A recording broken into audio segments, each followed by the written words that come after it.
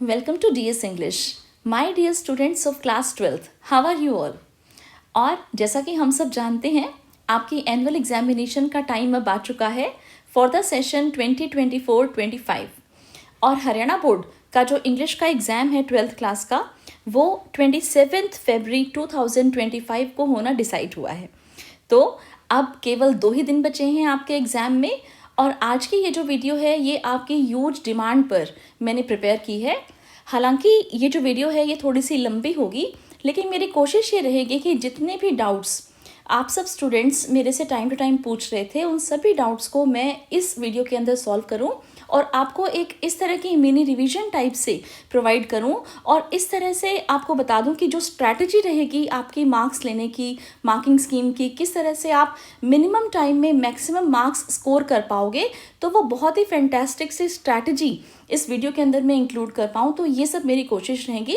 साथ ही एक और जो कोशिश मैं करूँगी वो ये करूँगी कि जितने भी इम्पॉर्टेंट टॉपिक्स हैं, स्पेशली जो हमारे चैप्टर्स हैं, पोएम्स हैं, नोटिस, एडवर्टीजमेंट, रिपोर्ट, पैराग्राफ, जो भी कोई इंपॉर्टेंट टॉपिक्स हैं उन सब टॉपिक्स को भी मैं आज की इस वीडियो में इंक्लूड करने की कोशिश करूँगी। प्लस में हम जितने भी फॉर्मेट्स हैं जो कि हमारे बहुत ही स्कोरिंग रहते हैं, तो कहाँ पर आपने कॉन्सेंट्रेट करना है अपनी प्रिपरेशन करते समय, अब लास्ट मिनट रिविजन का टाइम आ चुका है, तो कहाँ पर आप मिनिमम टाइम डिवोट करके मैक्सिमम मार्क्स ले सकते हो, किस तरीके से अपनी तैयारी कर सकते हो, कौन कौन से ऐसे टॉपिक्स हैं जो आपने बिल्कुल भी नहीं छोड़ने, इन सब चीज़ों को हम आज की इस वीडियो में इंक्लूड करने वाले हैं।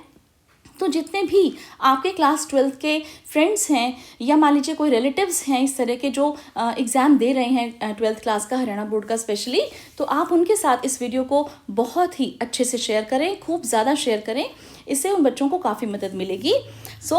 अब जो है देखिए, आपका एग्ज़ाम है 27 फरवरी को इंग्लिश का और ये फर्स्ट एग्ज़ाम आपका होने वाला है क्लास 12th का फॉर द सेशन 2024-25। ये जो एग्ज़ाम है 27 फरवरी को, ये ना सिर्फ रेगुलर स्टूडेंट्स के लिए होना है बल्कि ऐसे स्टूडेंट्स जिनका कंपार्टमेंट था, थर्ड चांस है, या ओपन स्कूल के जो स्टूडेंट्स हैं उनके लिए भी ये उनके लिए ये अपॉर्चुनिटी है कि वो भी इसमें अच्छे मार्क्स स्कोर करके और पास हो पाएँ। यदि बाई चांस आपका कंपार्टमेंट आया था उसके लिए तैयारी करें, तो इसलिए इस वीडियो में मैं हर तरीके से सब एस्पेक्ट्स इंक्लूड करूँगी कि किस तरह से जो बच्चे पासिंग मार्क्स देना चाहते हैं उनके पासिंग मार्क्स आसानी से आ जाएँ और जो बच्चे अच्छा स्कोर करना चाहते हैं वो भी किस तरह से मिनिमम टाइम डिवोट करके मैक्सिमम आउटपुट इस समय ले पाएँ। तो देखिए, सबसे पहले सबसे ज़्यादा ज़रूरी जो चीज़ मैं मानती हूँ कभी भी एग्ज़ाम के टाइम पर, वो मैं ये मानती हूँ कि आपको जिस समय आप पेपर में बैठे हो, एग्ज़ामिनेशन हॉल में बैठे हो, तो उस समय आप बिल्कुल भी इस बात से ना घबराएं कि आपके सामने जब क्वेश्चन पेपर आएगा तो वो क्वेश्चन पेपर जो है वो किस तरह से होगा, मीन्स कौन सा क्वेश्चन किस सीक्वेंस पर होगा। अगर मान लीजिए आपके माइंड में इस तरह का एक फ्रेमवर्क है कि आपका जो क्वेश्चन पेपर है वो किस तरीके का आना है और उसी तरीके का वो क्वेश्चन पेपर आपके सामने आ जाता है, तो इससे आपका जो कॉन्फिडेंस लेवल है वो बहुत बहुत हाई हो जाता है। और इसलिए ये बहुत ही ज़रूरी है कि आप पेपर के पैटर्न को समझने की कोशिश करें, राइट। तो पेपर के पैटर्न को समझने के लिए आपको मैं एक बात बता दूँ कि जैसे पेपर के 4 सेट्स होंगे, ओके, और बोर्ड की जो वेबसाइट है उस पर ये मेंशन्ड है कि ये जो चारों सेट्स हैं ये 96% इनमें जो क्वेश्चंस हैं वो सेम रहेंगे और 4% ही जो मार्क्स हैं हमारे उनमें चेंज मिलेगा। मीन्स अपना इंग्लिश का पेपर 80 मार्क्स का है, 20 मार्क्स आपके इंटरनल असेसमेंट के थे जो कि टीचर्स जो आपको पढ़ाते हैं स्कूल लेवल पर वो ऑलरेडी आपके उसमें से जितने भी बनते हैं वो लगाकर भेज चुके हैं। तो अब 80 मार्क्स के लिए हमने ट्राई करना है और 80 में से मैक्सिमम मार्क्स आपने लाने हैं। तो उन 80 मार्क्स के लिए जैसे मैंने आपको बताया कि 4 सेट में पेपर आएगा, जो जैसे बच्चे बैठेंगे, सीटिंग प्लान आपका होगा। तो फर्स्ट स्टूडेंट को जैसे सपोज करो सेट ए मिल गया, दूसरे को बी, सी, डी, बट वो जो पेपर्स हैं वो 96% मार्क्स, यानी कि आप ये मान लीजिए 77 मार्क्स का जो पेपर है वो सबका सेम है और 3 मार्क्स का जो पेपर है केवल उसी में ही केवल शफलिंग मिलेगी। तो वो 3 मार्क्स के कोई भी क्वेश्चंस हो सकते हैं, जैसे ग्रामर में हो सकते हैं या पोएम का जो आपका समरी है, थीम टाइप्स जो क्वेश्चंस आते हैं, शॉर्ट आंसर टाइप क्वेश्चंस लिखने 3-3 नंबर के, उसमें चेंज हो सकते हैं। तो 3 नंबर का ही पेपर केवल डिफरेंट है, अदरवाइज सबके पेपर सेम है, केवल जो क्वेश्चंस का जो नंबर है वो बदल रखा होता है, ठीक है। तो कैसे बदल रखा होगा वो भी आपको मैं आगे बताऊँगी। और अब जो है आप ये देखिए कि आप इस समय एग्जामिनेशन हॉल में बैठे हैं, आपके पास कोई भी एक सेट का पेपर आया है, आपने उस पेपर को अब रीड करना शुरू करना है, आपके हाथ में पेपर है एंड ये बात आपको पता है कि भी आगे पीछे जो बच्चे बैठे हैं उनके पास भी लगभग वैसा ही पेपर होने वाला है, बस केवल सीक्वेंस अलग है। तो इसका ये इम्पॉर्टेंस है बेटा कि इसमें क्या है कि आपके जो मार्क्स हैं, जो डिफ़िकल्टी लेवल है, वो यूनिफॉर्मिटी उसकी मेंटेन रहती है।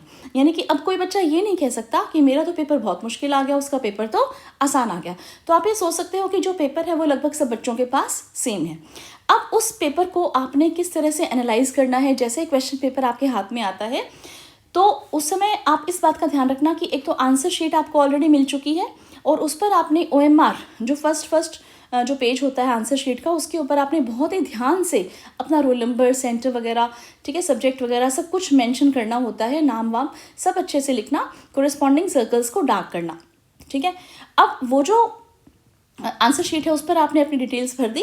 अब आपके पास क्वेश्चन पेपर आ चुका है और क्वेश्चन पेपर का अब ये देखेंगे आपके भी जो पेजेस जो हैं आपके क्वेश्चन पेपर के, उस पर कितने मेंशन है। सपोज करो 16 पेज मेंशन है कि ये पेपर जो है ये 16 पेजेस का है। आप सबसे पहले फटाफट से ये देख लें कि आपके पास पूरे 16 पेजेस आए हैं या नहीं, 16, 20, 24 जितने भी पेज लिखे हुए हैं उस पर कि भी दिस क्वेश्चन पेपर कंटेन्स कितने पेजेस। ओके, तो आप ही चेक कर लीजिए। अगर मान लीजिए शुरू में ही आपको कोई डिस्क्रिपेंसी लगती है उस क्वेश्चन पेपर में, तो आप अपने जो इन्विजिलेटर हैं, सुपरवाइज़र हैं, सर या मैम, उनसे रिक्वेस्ट करके बता सकते हैं कि जी ये मेरा क्वेश्चन पेपर जो है ये कंप्लीट नहीं है। एक एक करके 1, 2, 3, 4 इस तरह से आप सारे अपने नंबरिंग चेक कर लें। अब इसके बाद आपने पेपर को पढ़ना है, राइट। तो पेपर पढ़ने के समय आप बिल्कुल इस बात से निश्चिंत रहिएगा कि भाई किस तरह से हम आगे बढ़ेंगे और कौन सा क्वेश्चन कौन सा होगा। यदि ये आज इस समय आपके माइंड में आ जाता है तो कोई भी प्रॉब्लम नहीं होगी आपको जैसे क्वेश्चन पेपर को सॉल्व करने में, और आपका कॉन्फिडेंस लेवल इससे काफ़ी बढ़ेगा। तो अब हम देखते हैं कि कौन सा क्वेश्चन कौन सा रहेगा। देखिए, सबसे पहले पेपर में आपको ये पता है कि आपके पास 3 घंटे का समय रहता है, राइट। और 3 घंटे के समय में से आपको जो है क्वेश्चंस करने हैं सारे मिलाकर 12, और जो आपके मार्क्स हैं वो रहते हैं टोटल 80। ओके, पहला जो सेक्शन है वो सेक्शन ए है जो कि रीडिंग कॉम्प्रिहेंशन का रहता है। अब ये जो रीडिंग कॉम्प्रिहेंशन का सेक्शन है, ये देखा जाए तो ये जो बच्चे भी मान लीजिए पास होना चाहते हैं, जस्ट ओके पासिंग मार्क्स लेना चाहते हैं, या मान लीजिए जो मैं तो ये कहूँगी कि अगर मान लीजिए ये जो पैसेज बच्चे करके आते हैं अच्छे से खूब सारी प्रैक्टिस करके, तो ये जो क्वेश्चन है आपका फर्स्ट क्वेश्चन है, जैसे सेकंड क्वेश्चन है, ये आपको फुल मार्क्स भी स्कोर करने में बहुत हेल्प करता है। अब दोनों ही तरीके से बात कर लेते हैं। जो बच्चे पास होना चाहते हैं वो जस्ट उस पैसेज को रीड करें। ओके, 2 पैसेज आपको फर्स्ट क्वेश्चन में मिलेंगे और उन दोनों पैसेज में से आपने कोई भी एक पैसेज करना है।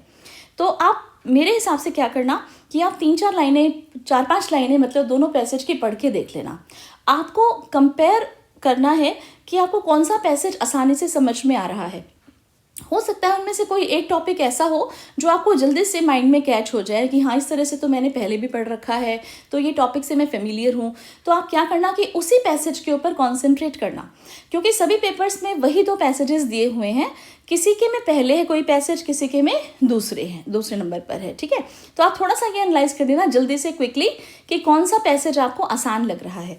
अब जो बच्चे केवल पासिंग मार्क्स लेना चाहते हैं वो ज़्यादा ध्यान पैसेज पर पढ़ने की बजाय क्वेश्चंस को पढ़ने पर दें।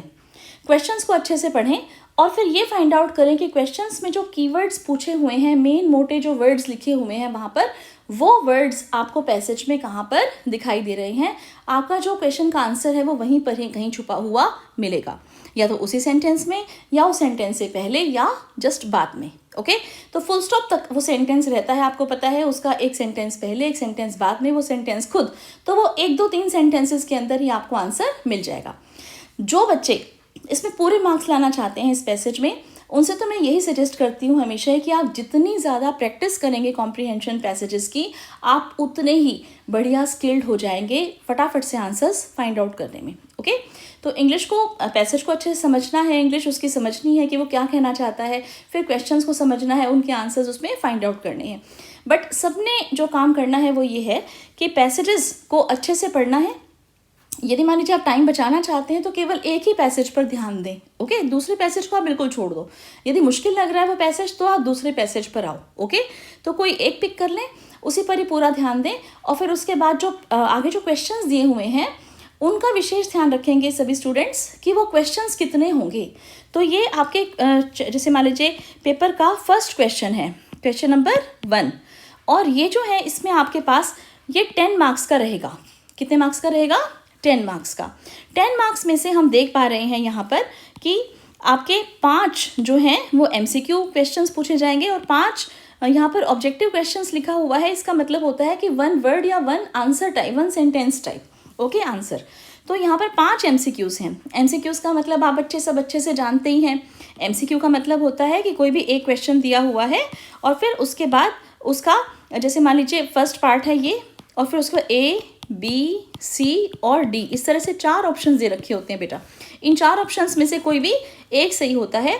आपने वो एक पिक करना है, ओके। सपोज करो जैसे B आंसर पिक कर लिया आपने, जो कि सही लग रहा है आपको, आपने पैसेज में से ढूंढकर इसे लोकेट किया है सही आंसर को, और फिर उसके बाद आपने अपनी आंसर शीट में क्वेश्चन नंबर ये 1 भी डालना है, जो उसका पार्ट है फर्स्ट ये भी डालना है, और साथ ही फिर उसका जो ऑप्शन है ये B ऑप्शन भी लिखना है वहाँ पर, और B ऑप्शन के साथ आपने जो उसका करेक्ट आंसर है जो कि पेपर में दिया हुआ है उसे भी लिखना है, राइट। कई बार बच्चे क्या करते हैं, खाली B, C, A, D इस तरह से लिख देते हैं, ठीक है, और 2, 3, 4, 5 इस तरह से। बट ये जो चीज़ है ये जैसे जो पेपर चेक करने वाला है उसके लिए थोड़ा सा फटीग भरा टास्क हो सकता है, क्योंकि उसके लिए उसको बार बार क्वेश्चन पेपर उठाना पड़ेगा, जबकि जो करेक्ट आंसर्स लिखे हुए हैं विद करेक्ट ऑप्शंस, ठीक है, तो इसमें क्या है कि पेपर चेक करने वाले को थोड़ा सा आसान लगता है और पेपर इजीली चेक हो जाता है और आपके मार्क्स कटने की भी संभावना नहीं रहती।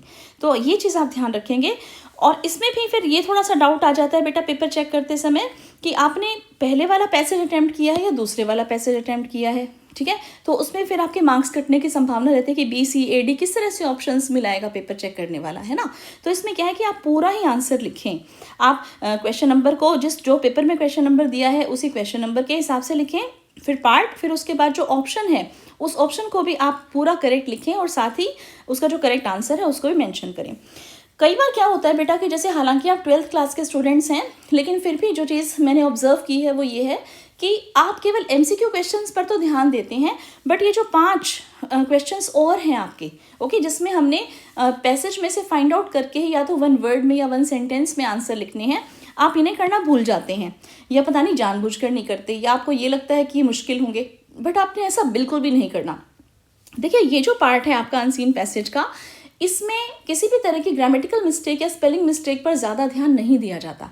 केवल ये देखा जाता है कि स्टूडेंट ने कंटेंट को अच्छे से समझा है और वो उसके आंसर पर अच्छे से पहुंच गया है, ओके। तो इसलिए ये 10 के 10 क्वेश्चंस आपने करके आने हैं। इस चीज़ का आप बहुत बहुत बहुत ध्यान रखेंगे। आप अपने आप से अभी प्रॉमिस कर लीजिए कि मैंने 10 के 10 क्वेश्चन के आंसर इसमें लिख कर आने हैं, राइट। तो जो बच्चे इसमें अच्छे मार्क्स स्कोर करना चाहते हैं, कोई भी क्वेश्चन को छोड़कर ना आए, लिख कर ज़रूर आएँ। वो 5 MCQ का भी ध्यान रखेंगे और 5 1 वर्ड या 1 सेंटेंस वाले जो आंसर्स हैं उनका भी ध्यान रखेंगे, ओके। तो ये चीज़ आपने ध्यान रखनी है। अब इस तरह से आपका फर्स्ट क्वेश्चन जो है वो काफ़ी स्कोरिंग हो जाता है। Reading comprehension of unseen passages के ऊपर मैंने एक अलग से वीडियो भी बनाई हुई है और आप मेरे चैनल से उस वीडियो को ज़रूर देख कर जाएँ बेटा। उसमें मैंने बहुत ही आसान टिप्स और ट्रिक्स के साथ ये समझा रखा है डिटेल में किस तरह से आपने रीडिंग कॉम्प्रिहेंशन के जो अनसीन पैसेजेस हैं उनको सॉल्व करना है और पूरे के पूरे मार्क्स लाने हैं।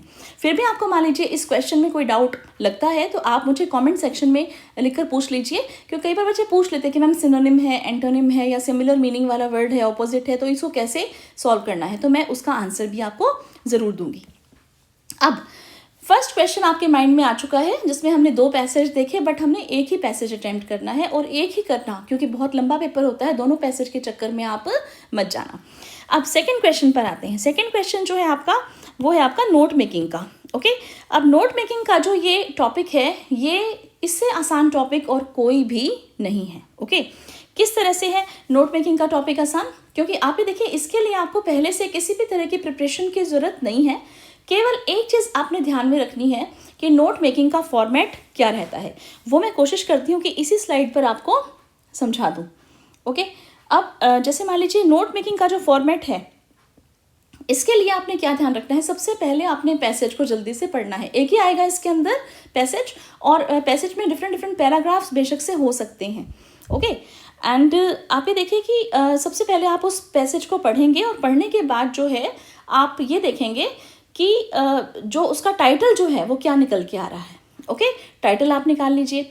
फिर उसके बाद जो मेन आपको कीवर्ड्स दिखाई दे रहे हैं 3-3, 4-4 के सेट में, वो कीवर्ड्स जो हैं वो आप पैसेज में से अंडरलाइन कर लीजिए कि इस पैसेज में कौन कौन सी बातें बता रखी हैं।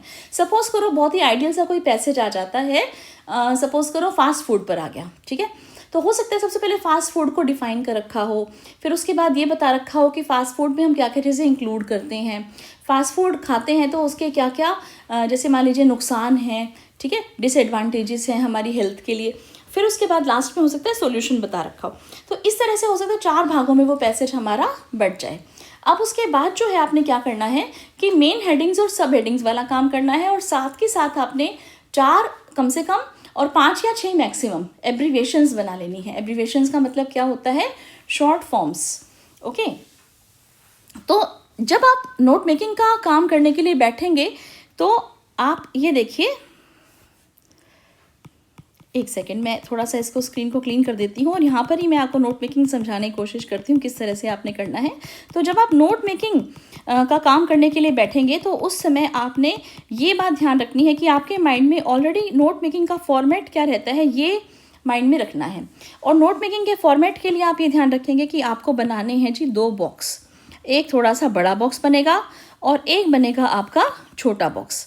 अब बच्चे कई बार ये भी पूछ लेते हैं कि मैम ये जो बॉक्स है इसी हिसाब से हमने साइड में बनाना है, कैसे बनाना है? तो ये जो बेटा बॉक्स है ये आप साइड में बना सकते हैं, बट इसके नीचे ही बनाना, ठीक है, बड़े बॉक्स के नीचे एक छोटा बॉक्स बनेगा।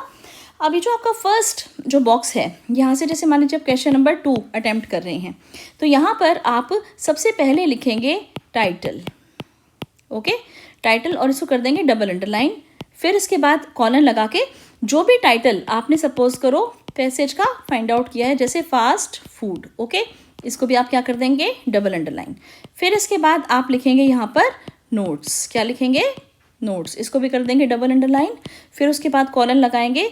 फिर बेटा आपने बनानी है 4 कम से कम मेन हेडिंग। अगर आपका पैसेज बहुत ही छोटा है तो आप 3 मेन हेडिंग्स भी बना सकते हैं।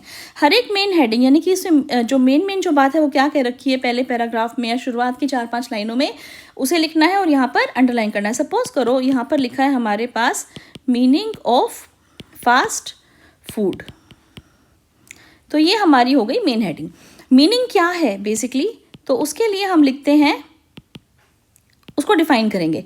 तो 1.1 और 1.2, अब ये ध्यान रखना है आपने कि ये जो 1.1 और 1.2 है ये थोड़ा सा अंदर की साइड है। ओके, 1 से थोड़ा सा अंदर, इसको बोलते हैं इंडेंटिंग। कंप्यूटर की भाषा में इसको क्या बोलते हैं, इंडेंटिंग। तो इंडेंटेशन का ध्यान रखेंगे, थोड़ा सा अंदर की साइड इसको लिखना है। ठीक इसी तरह से हम लिखेंगे फिर अपनी सेकंड जो मेन हेडिंग है इसे डिफाइन कर देंगे, ये भी शॉर्ट फॉर्म में। ओके, शॉर्ट फॉर्म बीच बीच में वर्ड्स की भी यूज़ करनी है और सेंटेंसेस को भी हमने पूरा यूज़ इसमें नहीं करना होता। तो बहुत ध्यान रखेंगे आप कि इसमें कोई भी सेंटेंसेस जो हैं वो कंप्लीट नहीं होते, नो कंप्लीट सेंटेंसेस। ओके, और 5 एब्रीविएशंस कम से कम आपने इसमें छांटनी है, जिसमें से हमने एक ही मीनिंग यहाँ पर ले लिया। इसी तरह से हम 2 जो मेन हेडिंग है उसे लिखेंगे, अंडरलाइन करेंगे।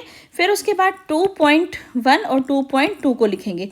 इसे अंडरलाइन नहीं करना, जो सब हेडिंग है इसको अंडरलाइन हम नहीं करेंगे। इसमें जस्ट 4 से 5 वर्ड्स में, 3 से 4 वर्ड्स में डिफाइन कर देंगे अपनी मेन हेडिंग को, जो कि 2 है। ठीक है, अगर आपको यह आवश्यकता लगती है कि जो हमारी 2.2 है इसके भी हम आगे जैसे डिफाइन करना चाहते हैं, तो आप यहाँ पर 2.2.1, 2.2.2 इस तरह से लिख सकते हो।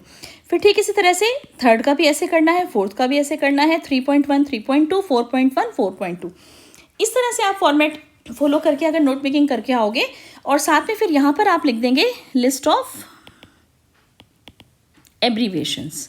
अब कई बच्चे एब्रीविएशंस की स्पेलिंग में गड़बड़ करते हैं, तो वो लिस्ट ऑफ शॉर्ट फॉर्म्स लिख देना। ठीक है, एब्रीविएशंस, और 1, 2, 3, 4 एंड 5। ठीक है, यहाँ पे हम लिख देंगे शॉर्ट फॉर्म जैसे कि मीनिंग, और ये आ जाएगा आपका पूरा बड़ा वर्ड मीनिंग। ठीक है, तो इस तरह से सभी शॉर्ट फॉर्म। सपोज करो आपने एक एंड यूज़ किया है तो एंड भी इस तरह से। सपोज करो एक गवर्नमेंट यूज़ किया है तो गवर्नमेंट फुल फॉर्म इस तरह से आप करेंगे। ओके, तो ये सब आपने डिफाइन करनी है।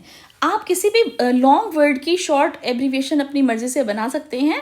कोई भी एब्रीविएशन आपकी गलत नहीं मानी जाएगी, क्योंकि आपने लास्ट में यहाँ पर सारी की सारी जो डिटेल है अपनी एब्रीविएशंस की वो प्रोवाइड की है। ओके, तो इस तरह से आप फॉर्मेट को फॉलो करके नोट मेकिंग करके आइए।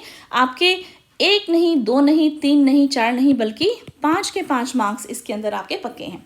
एक बात का और ध्यान रखना, अगर एग्जामिनर ने क्वेश्चन में पूछ रखा है कि टाइटल को अलग से लिखना है, ठीक है, तो आप जैसे अपने नोट्स बनाने के बाद यहाँ पर लास्ट में एक बार फिर से आप अपना टाइटल लिख देना कि title of the passage is this, ठीक है। जैसे फास्ट फूड है, डिसिप्लिन है, किसी पर्सनैलिटी पर हो सकता है, किसी प्रॉब्लम पर हो सकता है, ग्लोबल वार्मिंग पर, एफॉरेस्टेशन पर, डिफॉरेस्टेशन पर, ठीक है, क्लाइमेट चेंज पर, किसी भी टॉपिक पर, तो टाइटल फिर से लिख देना। इसमें क्या है कि पेपर चेक करते समय सपोज करो 4 नंबर का आपका नोट मेकिंग हो गया और 1 नंबर का आपका टाइटल हो गया, तो इस तरह से टोटल मार्क्स आपके 5 बन जाते हैं। केवल जस्ट एक बार हमें लिखने की ही बात उसमें रहती है।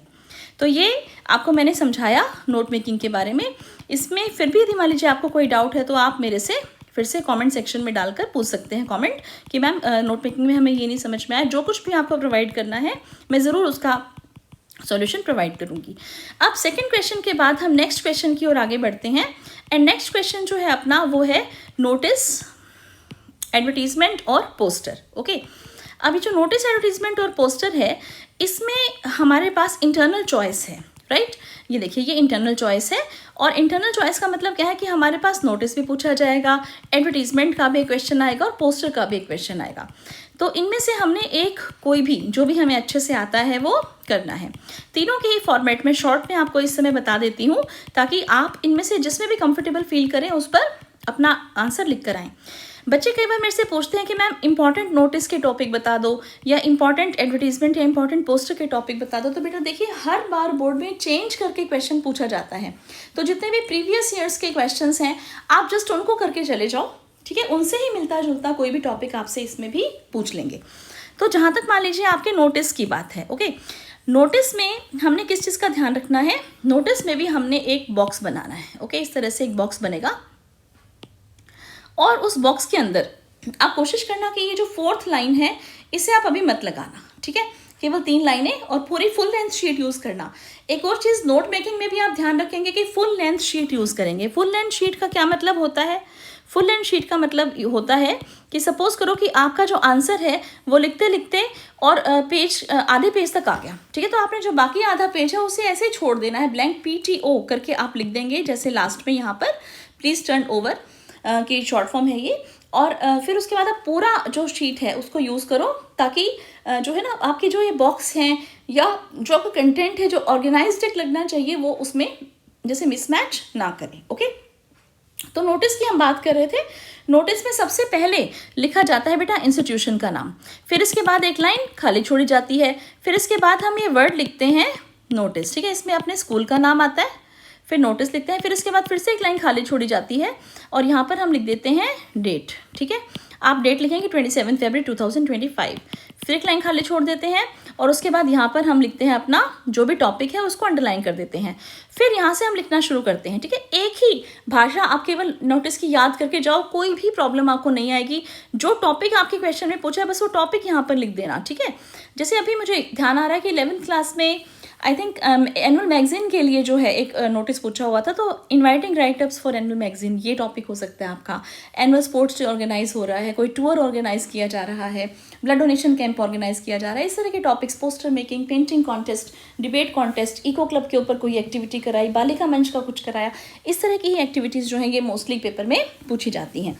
तो यहाँ से हम लिखना शुरू करते हैं कि all the students of class 9 to 12 are here by informed that, जो भी है पेंटिंग कॉन्टेस्ट, ओके, या जो भी हमारा क्लब एक कोई दे रखा है कि arts club of our school is going to organise a debate contest on the topic, okay, तो आप टॉपिक बता देंगे क्लाइमेट चेंज। फिर इसके बाद जो है आप बताएंगे कि भी टॉपिक है और कहाँ पर वो ऑर्गेनाइज किया जा रहा है, इन स्कूल कैंपस, ओके, या इन स्कूल ऑडिटोरियम।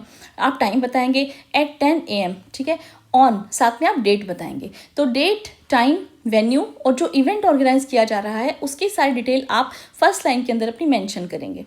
अब ये हो सकता है कि आपने आगे करना क्या है, ठीक है, तो आपने आगे करना है कि जो इंटरेस्टेड स्टूडेंट्स हैं उनके नेम्स इनवाइट करने हैं। तो इंटरेस्टेड स्टूडेंट्स में give their names to the undersigned latest by, जो भी डेट है, ठीक है।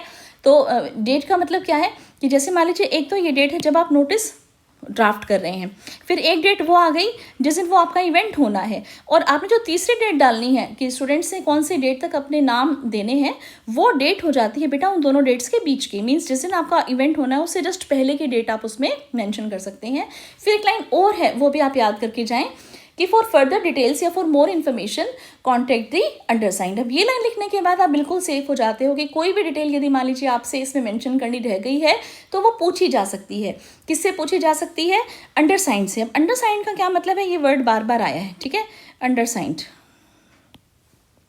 अंडरसाइंड का मतलब होता है जिसके सिग्नेचर नीचे हैं, ठीक है। जैसे मान लीजिए ये सिग्नेचर है, सपोज करो ये सिग्नेचर, फिर इसके बाद आप ब्रैकेट में लिखेंगे पूरा नाम, और फिर उसके बाद लिखेंगे आप डेजिग्नेशन कि ये जो है ये किस पोस्ट पर है। तो हेड गर्ल हो सकता है, सेक्रेटरी हो सकता है, प्रेसिडेंट हो सकता है आर्ट्स क्लब, ठीक है, या हेड गर्ल ऑफ स्कूल, ठीक है, इस तरह से, हेड गर्ल क्लास 12, इस तरह से। तो ये आपका नोटिस एक बन जाता है। नोटिस राइटिंग पर भी मैंने सेपरेट वीडियो अपने चैनल पर अपलोड की हुई है, उसमें भी काफ़ी सारे नोटिस मैंने इंक्लूड कर रखे हैं। बहुत ही अच्छे तरीके से इसी फॉर्मेट को मैंने समझा रखा है। बच्चों आप अगर मान लीजिए ये जैसे फॉर्मेट भी बना के आते हो, जैसे स्कूल का नाम है, नोटिस है, डेट है, टाइटल है, ठीक है, कंटेंट जो है एक ही बस कंटेंट याद कर जाओ, आपको ज़्यादा कंटेंट के चक्कर में जाने की ज़रूरत ही नहीं है। आप उसी कंटेंट को जस्ट यूज़ करें। ग्रामर का इसमें विशेष ध्यान रखें क्योंकि इवेंट जो है ऑर्गेनाइज किया जा रहा है, इस तरह से हमने लैंग्वेज यूज़ करनी, मीन्स फ्यूचर के हिसाब से चलेंगे, ओके। और वो देंगे अपने नाम दे दें और जो भी है, ठीक है। और लास्ट में ये चीज़ आपकी जिसके अंदर अपने साइन भी करने हैं, नाम भी लिखना है और जैसे डेजिग्नेशन भी लिखना है। तो ये जो सब चीज़ें हैं ये आपको पूरे नंबर दिला देंगी। ये फॉर्मेट के नाम के ही मेरे ख्याल से इसके अंदर 3 नंबर रहते हैं, जिसमें से एक नंबर तो बॉक्स का रहता है, एक नंबर इस सारे कंटेंट का, सैल्यूटेशन का, और एक नंबर आपका जैसे कॉम्प्लीमेंट्री क्लोजिंग है या जो भी है ये, ठीक है, इसका। और साथ में जो है ये बॉडी के नाम के रहते हैं आपके 2 मार्क्स। तो इस तरह से अलग अलग तरीके से मार्क्स डिवाइड कर रखे हैं। इसी वीडियो के एंड में मैं आपको प्रोवाइड करूंगी जो बोर्ड ने मॉडल पेपर अपनी साइट पर अपलोड किया हुआ है वो भी, और उसकी मार्किंग स्कीम कैसे रहेगी, मींस आपका जो पेपर है जो आप लिख कर आओगे उसे चेक कैसे किया जाएगा। उस मार्किंग स्कीम को डिटेल में देखने का ये जो बातें मैं इसमें बता रही हूँ आपको, इसका 1 नंबर 2 नंबर, ये फ़ायदा रहता है कि बच्चों को ये पता होता है कि मैंने इतने नंबर का तो आसानी से कर ही देना है, ओके। तो आगे कम से कम वो नंबर तो पक्के हो ही जाते हैं, तो इससे आपका कॉन्फिडेंस लेवल काफ़ी इंक्रीज़ होता है। तो इसलिए मैंने आपको डिटेल में इस टॉपिक को समझाया। अब ठीक इसी तरह से आपका एडवर्टीजमेंट रहता है। एडवर्टीजमेंट में भी फिर से आपका बॉक्स बनेगा, और उसके बाद जो भी आप हेडिंग डालेंगे, जैसे मान लीजिए फॉर सेल है, या मान लीजिए टू लेट है, या कोई जैसे टीचर एकोमोडेशन वांटेड है, एकोमोडेशन अवेलेबल है, इस तरह से जो भी टॉपिक्स आते हैं वो सब आपके एडवर्टीजमेंट में शामिल होते हैं। क्लासिफाइड एडवर्टीजमेंट्स आपके सिलेबस में हैं, और क्लासिफाइड एडवर्टीजमेंट्स में केवल इसी बात का ध्यान में रखना है हमने कि एक बॉक्स बनेगा, और उसके बाद जो भी आपकी हेडिंग है उसे हमने बोल्ड करके लिखना है, कैपिटल प्लस बोल्ड। जैसे फॉर सेल, कोई भी फ्लैट है जो कि फॉर सेल हमने देना है, तो इसको आप बोल्ड कर दें, यानी कि पेन को इस पर 2 बार 3 बार फेर दें। तो इससे क्या है कि क्योंकि आप ये देखिए ये जो है आपका न्यूज़पेपर में पब्लिश होता है ना, इसको कोई अंडरलाइन नहीं करना। और फिर उसके बाद अवेलेबल, ठीक है, फॉर सेल, ओके, क्या बिग फ्लैट इन पोश colony of Sarojini Nagar Delhi, okay. अब उस फ्लैट की क्या क्या विशेषता हैं, that is park facing, okay, near bus stand, और साथ में फुल्ली वेंटिलेटेड, और 24/7 water supply, 24/7 water and electricity supply, okay, well furnished marble flooring, और वेल फर्निश्ड किचन कर सकते हैं, राइट, 2 बेडरूम 1 डाइनिंग रूम, इस तरह से ये सब फ्लैट की विशेषताएं होती हैं जो भी कुछ आप सेल करना चाहते हैं। प्राइस उसमें आप लिख सकते हैं नेगोशिएबल, ओके, यानी कि बातचीत करके हम सेट कर लेंगे क्या प्राइस रहेगा। और फॉर फर्दर डिटेल्स कॉन्टैक्ट, ठीक है, कॉन्टैक्ट के बाद आप जस्ट फ़ोन नंबर भी डाल सकते हैं, कोई भी क्रॉस करके भी लिख सकते हैं, पूरा फ़ोन नंबर भी लिख सकते हैं। तो इस तरह से आपने अपना एडवर्टीजमेंट मेंशन करना है। एडवर्टीजमेंट की भी सेपरेट वीडियोस मैंने वीडियो अपने चैनल पर अपलोड की हुई है, फॉर्मेट और बहुत सारे एग्जाम्पल्स, जितने भी एग्जाम्पल्स आपके बनते हैं वो मैंने ऑलरेडी उसमें डाल रखे हैं, तो वहाँ से भी आप इसको देख सकते हैं। एडवर्टीजमेंट के बाद हम आ जाते हैं पोस्टर पर। जो बच्चे ड्राफ्टिंग में जैसे मान लीजिए अच्छे नहीं हैं और डिज़ाइनिंग में अच्छे हैं, तो वो बच्चे इस बात पर ध्यान देंगे कि वो पोस्टर बना के आएंगे। अब जैसे मैंने आपको बताया कि ये जो है आपका ये जैसे मान लीजिए आपका है पोस्टर, तो ये 5 मार्क्स का आएगा, ठीक है। ये 5 ही नंबर का नोटिस, 5 ही नंबर का एडवर्टाइजमेंट, 5 ही नंबर का पोस्टर, और इसमें से कोई भी एक टॉपिक आपने करना है। तो इसे भी आपने फुल लेंथ शीट पर लिखना है। सपोज करो ये आपका क्वेश्चन नंबर 3 है, तो पोस्टर को आप पूरी पेज के ऊपर, जैसे पोस्टर होता है ना, जो पोस्टर दीवारों पर पेस्ट करते हैं टू क्रिएट अवेयरनेस, है ना, इस तरह से आप पोस्टर में क्या कुछ होना चाहिए। पोस्टर में सबसे पहली चीज़ तो यह है कि पूरी शीट आप यूज़ करेंगे, एक बॉर्डर बनाएंगे, ठीक है। बॉर्डर वो बॉक्स भी हो सकता है, कोई डिज़ाइन भी हो सकता है पूरे इस पर, जैसे मैंने ये लाइन्स खींची हैं। अब उसके ऊपर क्या है कि सबसे पहले उसका टाइटल क्लियर होना चाहिए। सपोज करो सेव ट्रीज पर कोई पोस्टर है, तो सेव ट्रीज ऐसा बड़ा बड़ा आप लिखें, ओके, ताकि हमें ये पता चले कि हमारा जो टॉपिक है वो किस पर है। फिर इसके बाद आप हो सकता है कि एक वहाँ पर पेड़ भी बना दें, ठीक है। आप इस तरह से भी कर सकते हैं कि जो है सपोज करो कि जो बबल्स बना के या बुलेट्स बना के, ठीक है, डिफरेंट डिफरेंट बबल्स बना के ट्रीज जो हैं वो हमें क्या करते हैं। तो इस तरह से आप इसको थोड़ा सा डेकोरेटिव भी कर सकते हैं, और साथ में जो हमारा थीम है उससे रिलेटेड आप इसमें इन्फॉर्मेशन भी जैसे मान लीजिए डाल सकते हैं। जैसे मान लीजिए हल्का हल्का सा आप यहाँ पर लिख सकते हैं गिव ऑक्सीजन, ठीक है, गिव फ्रूट्स, गिव शेड, है ना, इस तरह से। तो इसको सुंदर तरीके से आप चाहें तो थोड़ी सी पेंसिल यूज़ कर लें ड्राइंग के लिए, जिसकी ड्राइंग अच्छी नहीं है ज़्यादा। और यहाँ पर देखिए इस तरह से भी लिख सकते हैं सेव ट्रीज, ठीक है। तो बबल्स में, बुलेट्स में आप ये लिखें, और लास्ट में आप ज़रूर मेंशन करें कि ये किसके द्वारा इशू किया गया है। तो इशूड बाय, ठीक है, इशूड बाय हो सकता है green society Bhiwani, green society Bhiwani. तो ये 3 चीज़ें आपने ध्यान में रखनी है। एक तो हमारा जो टॉपिक है वो बड़ा क्लियर होना चाहिए किस पर है, ठीक है, हमारे को समझ में आ रहा है कि सेव ट्रीज पर है। फिर थोड़ी सी उसमें ड्राइंग ज़रूर होनी चाहिए, वो बबल्स की फॉर्म में हो, बुलेट्स की फॉर्म में हो। आप सब बच्चों की ड्राइंग बहुत अच्छी होगी, मुझे पूरी उम्मीद है।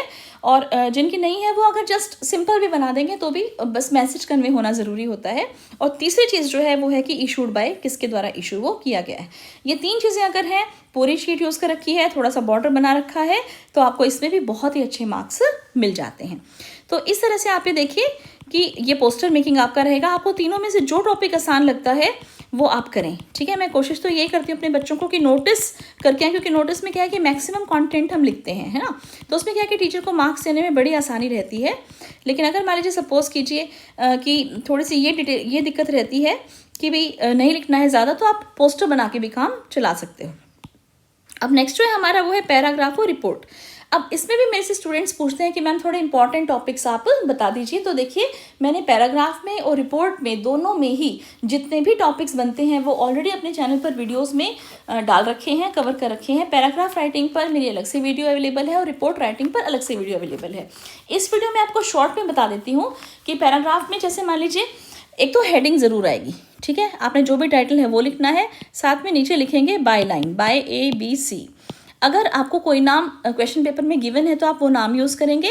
क्वेश्चन पेपर में कोई नाम नहीं दे रखा तो आप ABC लिखेंगे, और उसके बाद आप जो भी प्रॉब्लम है, जो भी आपका इशू है, उसके ऊपर अपना पैराग्राफ सिंपल लिख देंगे, ठीक है। 8 से 10 लाइनों में आपने पैराग्राफ लिखना है, 5 मार्क्स का आपका ये पैराग्राफ रहता है। ठीक इसी तरह से आपने रिपोर्ट भी करनी है। रिपोर्ट में भी टाइटल आएगा, बायलाइन आएगी, ओके। अब रिपोर्ट जो है बेटा वो हमारे पास ना 2 तरीके से पूछी जाती है। एक तो स्कूल मैगजीन के लिए, ठीक है, उसमें तो यही फॉर्मेट रहेगा जो हमारा इसमें रहता है पैराग्राफ में, और दूसरी जो रिपोर्ट है वो हमारी रहती है न्यूज़पेपर के लिए, ओके।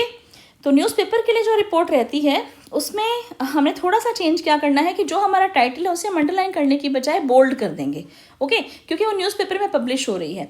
फिर बाय ABC ये जो है ये रिपोर्टर का नाम है, और यहाँ पर हम शॉर्ट में सपोज करो हिंदुस्तान टाइम्स का रिपोर्टर है वो तो लिख देते हैं HT reporter, times of India का रिपोर्टर तो हम लिख देते हैं TOI रिपोर्टर, ट्रिब्यून क्योंकि एक ही वर्ड है तो ट्रिब्यून रिपोर्टर, इस तरह से, ठीक है। और फिर उसके बाद यहाँ लिखते हैं प्लेस, साथ में लिखते हैं डेट कि भाई किस डेट का वो जैसे मान लो इवेंट है जो हुआ है। तो उसमें क्या है कि जैसे मान लीजिए किसी बस का, ट्रक का, जैसे मान लीजिए कोलिजन हो गया तो the bus collides with truck, इस तरह से, ओके। वो सारी बातें जैसे आप एक विटनेस हो और विटनेस के तौर पर आपने उसे देखा है तो आप उसके बारे में सारी डिटेल यहाँ पर मेंशन करोगे कि जो एक बस है वो उससे कोलाइड हो गई, ठीक है। ये सारा पास्ट टेंस में चलता है ना। रिपोर्ट सारी आपकी पास्ट टेंस में चलेगी, इस बात का ध्यान रखेंगे। और इसमें जो है आप देखिए रिपोर्ट में आप चाहें तो 3 पैराग्राफ भी बना सकते हैं, राइट। और फर्स्ट लाइन जो है आपकी रिपोर्ट की उसमें क्या चीज़ें कवर करनी होती है, हमने 3 पॉइंट्स कवर करने होते हैं, व्हाट, व्हेन और वेयर। तो क्या हुआ, कब हुआ और कहाँ हुआ। इन चीज़ों के आंसर देते हुए आप आगे बढ़ते हैं कि क्या हुआ, कहाँ हुआ और ठीक है कब हुआ और कहाँ हुआ। तो इसमें क्या है कि फर्स्ट लाइन में आपने लिखना है, उसके बाद डिटेल में आपने सारे पॉइंट्स इसमें लिखने होते हैं। जैसे एक प्रत्यक्षदर्शी हो आप, उस तरह से आपने वन बाय स्टेप इसका विवरण देना होता है, राइट। जैसे मान लीजिए रिपब्लिक डे आपके स्कूल में मनाया गया, तो ऊपर आ जाएगा रिपब्लिक डे सेलिब्रेशन बाय जो भी आपका नाम है, वो क्लास मेंशन करी हुई है तो क्लास भी लिख दें। कई बार क्या है कि स्कूल का नाम भी उसमें दे रखा होता है, तो आप सबसे ऊपर स्कूल का नाम भी यहाँ पर लिख सकते हैं, ठीक है। स्कूल का नाम, टाइटल, बायलाइन, और उसके बाद फिर आप डिटेल दें कि भी रिपब्लिक डे वो celebrated in our school, school का नाम मेंशन करें, ठीक है, जो भी उसमें दे रखा है यही वाला नाम, ओके। फिर उसके बाद ऑन, तो रिपब्लिक डे कब मनाया जाता है हम सबको पता है, 26 जनवरी 2025 को। तो जो भी आपके गांव के सरपंच हैं, ये along with the principal, okay, unfurled the tricolour, okay, and then the students sang national anthem. फिर उसके बाद आप बताएंगे कि different cultural programmes presented by the students and during the celebration कितने स्टूडेंट्स प्रेजेंट थे वो बताएंगे। 500 students were present, all the staff members were present there, okay. अब चीफ गेस्ट जो था, he also motivated the students by delivering a great and wonderful speech, okay. And then you can say ki in the end of the function prizes were given away by the principal and the chief guest to the students. In this way the Republic Day was celebrated with great enthusiasm in our school. तो इस तरह से आप उसको and कर दें। तो इस तरह से आपके 8 से 10 लाइनें हो जाएंगी रिपोर्ट राइटिंग में, and it will be quite good, right. तो रिपोर्ट राइटिंग के बारे में था। रिपोर्ट राइटिंग पर भी जैसा कि मैंने आपको बताया, मैंने अपनी वीडियो ऑलरेडी अपने चैनल पर अपलोड कर रखी है, सारा उसमें डिटेल मैंने आपको बता रखा है कि फैक्चुअल डिस्क्रिप्शन क्या होता है, रिपोर्ट राइटिंग क्या होती है, and so on so fourth. Then we have letter and application. Letter and application जो है आपका, ये भी 5 नंबर का आना है। अच्छा, इसमें एक चीज़ का आप ध्यान रखेंगे कि जैसे सपोज करो नोटिस, एडवर्टीजमेंट और पोस्टर में से आपने एक चीज़ करनी है, फिर पैराग्राफ और रिपोर्ट, ये भी दोनों ही टॉपिक्स आपके पूछे जाएंगे, इनमें से भी आपने कोई भी एक चीज़ अटैम्प्ट करनी है, राइट। फिर लेटर एप्लीकेशन में से भी आपने एक ही चीज़ अटैम्प्ट करनी है। लेटर जो है आपके सिलेबस में वो है केवल to editor, letter to editor, और एप्लीकेशन जो है वो है केवल एप्लीकेशन फॉर जॉब, ओके। तो इस बात का ध्यान रखेंगे। इंटरनल चॉइस जैसा कि लिखा हुआ है यहाँ पे, है ना, जैसे इंटरनल चॉइस आपको नोटिस, एडवर्टीजमेंट, पोस्टर में से कोई भी एक चीज़, फिर पैराग्राफ और रिपोर्ट में से कोई एक चीज़, और लेटर और एप्लीकेशन में से कोई एक चीज़। तीनों ही चीज़ें आपकी कितने कितने मार्क्स की रहनी है, 5-5 मार्क्स की, ओके।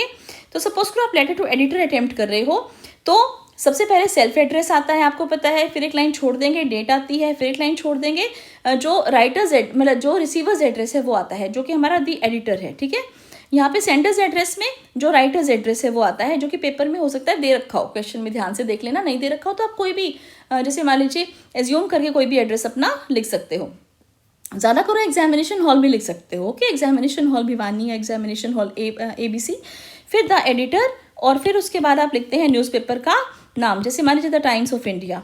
कई बार पेपर में लिखता है वो द लोकल डेली, ठीक है, किसी भी लोकल डेली के एडिटर को आप लिखेंगे, तो लोकल डेली कोई न्यूज़पेपर का नाम नहीं है, वो आप अपनी मर्जी से कोई भी नाम यहाँ पर न्यूज़पेपर का लिखेंगे, द टाइम्स ऑफ इंडिया आप लिख सकते हैं। फिर प्लेस ऑफ पब्लिकेशन आ जाती है, सपोज करो न्यू दिल्ली, फिर एक लाइन खाली छोड़ते हैं हम, और फिर यहाँ पर लिखते हैं सब्जेक्ट। सब्जेक्ट होता है आपका जो भी प्रॉब्लम है उसके रिगार्डिंग, जैसे रिगार्डिंग एनवायरमेंटल पॉल्यूशन, या सबसे इंपॉर्टेंट टॉपिक, जैसे आप पूछते रहते हैं कि मैम इंपॉर्टेंट टॉपिक्स बता दो, हम केवल वही याद करके चले जाएं, तो रोड सेफ्टी पर, रोड एक्सीडेंट्स पर क्वेश्चंस आ सकते हैं, आपकी जो इलेक्ट्रिसिटी सप्लाई है उसके ऊपर आ सकते हैं, ठीक है। तो आजकल ये करंट टॉपिक्स हैं, साथ में एनवायरमेंटल पॉल्यूशन तो सदाबहार टॉपिक है, ये आपको पता है। फिर एक लाइन खाली छोड़ेंगे, फिर सर, और फिर उसके बाद बेटा कुछ लाइंस हैं जो कि फिक्स्ड हैं, ठीक है, मैं आपको बता देती हूँ वो कौन कौन सी लाइंस हैं। तो शुरुआत कहाँ से करेंगे आप, शुरुआत करेंगे, एक लाइन फिक्स है उसी से, कि through the esteemed column of a prestigious newspaper I would like to draw the attention of the concerned authorities towards the increasing problem of road accidents, full stop, ठीक है। फिर उसके बाद आप पैराग्राफ चेंज ही कर दो चाहे, ठीक है, कि भी these days road accidents are increasing day by day, people have no traffic sense, okay, they are always in a hurry and this leads to so many deaths and mishaps, right, so they lose their lives and it's a very significant data which is increasing day by day, इस तरह से करके फिर उसके बाद last में जो paragraph है उसमें आप बताएंगे क्या सोल्यूशन हो सकते हैं। तो भी गवर्नमेंट को क्या करना चाहिए, जो हमारी ट्रैफिक पुलिस है उसको क्या करना चाहिए, हम सब सिटीजन्स को है, सिटीजन क्या करना चाहिए, तो अवेयरनेस होनी चाहिए, laws should be strict, okay, government should make strict laws and then also try to implement them perfectly, smoothly, इस तरह से, ठीक है। और ये सब चीज़ें आप उसमें मेंशन करेंगे, 3-4 पॉइंट्स में आप सॉल्यूशंस अपने प्रेजेंट करें। यही सॉल्यूशंस हैं बेटा किसी भी प्रॉब्लम के। गवर्नमेंट क्या करे, जो कंसर्न अथॉरिटी है वो क्या करे, हम सिटीजन्स क्या करें, हम स्टूडेंट्स क्या कर सकते हैं। हम स्टूडेंट्स जो है we can also make people aware by organizing many things like नुक्कड़ नाटक, rallies and all that, right. तो इस तरह से हर किसी की क्या रिस्पॉन्सिबिलिटी बनती है, लेटर टू एडिटर में हमने लास्ट पैराग्राफ में ये मेंशन करना होता है। फिर लास्ट में आप उसको जैसे कंप्लीट करेंगे किस तरह से कि भी थैंकिंग यू भी आप लिख सकते हैं। फिर योर्स ट्रूली लिख दीजिए, लास्ट में क्या लिखेंगे आप, योर्स ट्रूली। फिर आपके सिग्नेचर हो जाएंगे, जो भी नाम आपका पेपर में मेंशन है वो, और साथ में ब्रैकेट में पूरा नाम। एड्रेस आप ऑलरेडी ऊपर लिख चुके हो, ध्यान रखना, ठीक है। दोबारा यहाँ पर एड्रेस लिखने की कोई भी जरूरत नहीं है। जॉर्ज ट्रूली के बाद आपके सिग्नेचर और आपका नाम आ जाता है किसमें, लेटर टू एडिटर में। अब हम बात करते हैं एप्लीकेशन की। तो एप्लीकेशन फॉर जॉब, यदि मान लीजिए आप लिख रहे हैं तो एप्लीकेशन फॉर जॉब में भी हमारा फॉर्मेट तो सेम ही रहता है बेटा, ठीक है। जैसे मान लीजिए आपका self address, then leave a line, then date, then leave a line. फिर जिसको भी लिखनी है, सपोज करो प्रिंसिपल को लिखनी है आपने किसी भी स्कूल की, और आप इंग्लिश टीचर के लिए अप्लाई कर रहे हो, तो वो चीज़ आपने मेंशन करनी है। देन आपको फिर से एक लाइन खाली छोड़नी है। फिर सब्जेक्ट लिखना है applying for the post of, जो भी आपकी पोस्ट है उसके लिए अप्लाई करो। सपोज करो लेक्चर इन इंग्लिश या लेक्चर इन हिस्ट्री, केमिस्ट्री, जो भी है। फिर उसके बाद आप फिर से एक लाइन खाली छोड़ेंगे, आप लिखेंगे सर, और उसके बाद फिर आप लिखना शुरू करेंगे कि भाई कहाँ से आपको ये पता चला कि यहाँ पर एक पोस्ट जो है वो वैकेंट है। तो इसके लिए आप बताएंगे कि भी I have come to know about vacancy which is there in your school of lecturer in English, okay. There lies a vacancy of lecturer in English vacant in your school and I would like to apply for the same. या किसी भी newspaper से, जैसे मान लीजिए आपको पता चला है कि from such and such newspaper, from the Times of India advertisement, I have come to know that there lies a vacant post of lecture in English in your school and I would like to apply for the same. फिर उसके बाद आप short में बताएंगे अपने बारे में कि मैंने ये किया है, वो किया है, कि मैंने इतना एक्सपीरियंस है, मैं अच्छा मतलब गोल्ड मेडलिस्ट हूँ या जो भी हूँ। और उसके बाद आप बताएंगे कि भी मैं इसलिए जॉब लेना चाहता हूँ क्योंकि मैं अपने पेरेंट्स से भी दूर रह रहा हूँ, और अगर मान लीजिए आपके स्कूल में मैं जॉब करता हूँ तो अपने पेरेंट्स के पास आ जाऊँगा। और उसके बाद आप लास्ट में ये लाइन ज़रूर बताएंगे कि if given a chance I will not leave any stone unturned, okay. And इस तरह से थैंकिंग यू, फिर योर्स फेथफुली आप लिख सकते हैं, सिंसियरली लिख सकते हैं, आपके सिग्नेचर और आपका पूरा नाम लिख देंगे। फिर इसके बाद आपने क्या करना है कि जैसे एक बायोडाटा ज़रूर लिखना है, ओके। सीवी उसमें मेंशन करना है, तो उसमें name, father's name, marital status, address, email ID, phone number आपका, फिर उसके बाद आपकी हॉबीज़ जो हैं, क्वालिफिकेशंस जो हैं, एजुकेशनल क्वालिफिकेशंस, एक्सपीरियंस, और लास्ट में रेफरेंस। तो इस तरह से कंप्लीट एक सीवी, कंप्लीट बायोडाटा आपको देना होता है अलग से पेज पर, पूरे पेज पर, और उसको बॉक्स में भी डालना होता है। तो ये एप्लीकेशन फॉर जॉब थोड़ा सा लेंथी हो जाता है स्टूडेंट्स के लिए अटैम्प्ट करना, तो लेटर टू एडिटर आप अटैम्प्ट करके आइए। कुछ लाइन्स उसमें फिक्स्ड हैं, है ना, जैसे शुरू की लाइन एक फिक्स है, फॉर्मेट दोनों का लगभग सेम है, तो फॉर्मेट में भी कोई भी आपको दिक्कत वाली बात नहीं है। फॉर्मेट भी अगर आप बना के आते हो 2 से 3 नंबर आपको आसानी से मिल जाएंगे, एक आधी लाइन बस बीच में लिखाना through the ice cream column of your newspaper. लेकिन कोशिश करना कि जो मैंने बातें बताई अगर आप उनको फॉलो कर लेते हो तो 5 के 5 नंबर आपके लेटर टू एडिटर में भी आ जाएंगे।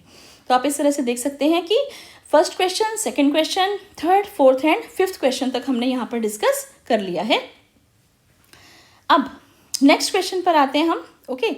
एंड इस में हम देखते हैं ग्रामर, ओके। अब ग्रामर में आपके 5 टॉपिक्स हैं, 12th क्लास के स्टूडेंट्स, आपके 5 टॉपिक्स हैं ग्रामर में। तो सबसे पहले आप ये देखिए किस तरह से ग्रामर में क्वेश्चंस होंगे। यहाँ पर आपके पास सपोज करो 3rd, 4th, 5th, 6 क्वेश्चन हो सकता है कि आपका ग्रामर का रहे, 6 भी हो सकता है या 3rd भी हो सकता है, क्योंकि मैंने आपको बताया था सीक्वेंस जो है वो क्वेश्चंस का चेंज करेंगे, ओके। और इसमें फिर क्या करेंगे बेटा, जैसे मान लो फर्दर इस तरह के पार्ट्स हो सकते हैं, ABCD करके पार्ट्स हो सकते हैं, या 1, 2, ठीक है, 3, इस तरह से 4th या 5th, इस तरह से, ठीक है। क्या है ये 5 पार्ट्स? ये 5 पार्ट्स हैं आपके 5 टॉपिक्स ग्रामर के, ओके।